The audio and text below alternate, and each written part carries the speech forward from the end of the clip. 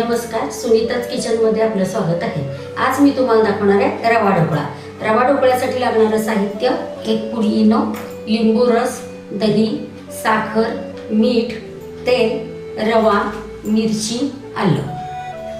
आता हा 1 भांड रवा घेतलेला आहे आपण।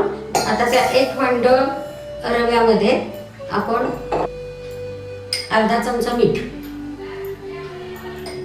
1 चमचा साखर, 1 चमचा तेल, 1 चमचा लिंबू रस, अर्धा वाटी दही।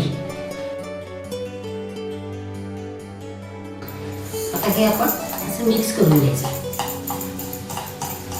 आता यामध्ये आपण आलं आणि मिरची वाटून घालायची। आता आपण त्याला थोडं पाणी घालायचं, साधारण ओलं व्हायला पाहिजे इतपत। रव्यामध्ये एकही गाठ राहून द्यायची नाही। हे बघा, हे असं यायला पाहिजे। भिजवलेला रवा असा यायला पाहिजे। आता हा 15 ते 20 मिनिटं आपण भिजवून ठेवूया। आता हे आपण सगळं त्यात उकडायला ठेवायचं। तेल लावून घेतलं आधी मी डब्याला, पण 1 ग्लास पाणी घातलेलं आहे। त्याच्यामध्ये हा डबा ठेवायचा।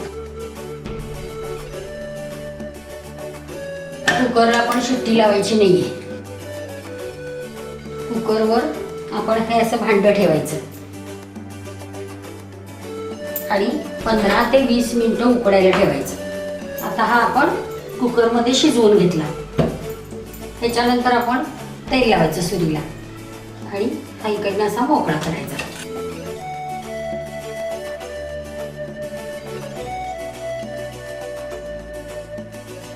आता आपण फोडणी करायची। मोहरी, तडतडवाची जिरे, हिंग, हळद।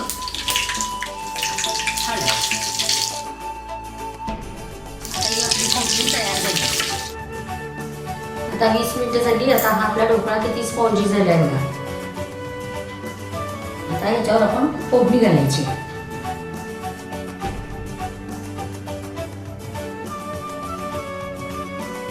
आणि डेकोरेशनला पण त्यावर कोथिंबीर घालायची। असा आपला रवा ढोकळा झटपट तयार झालेला आहे।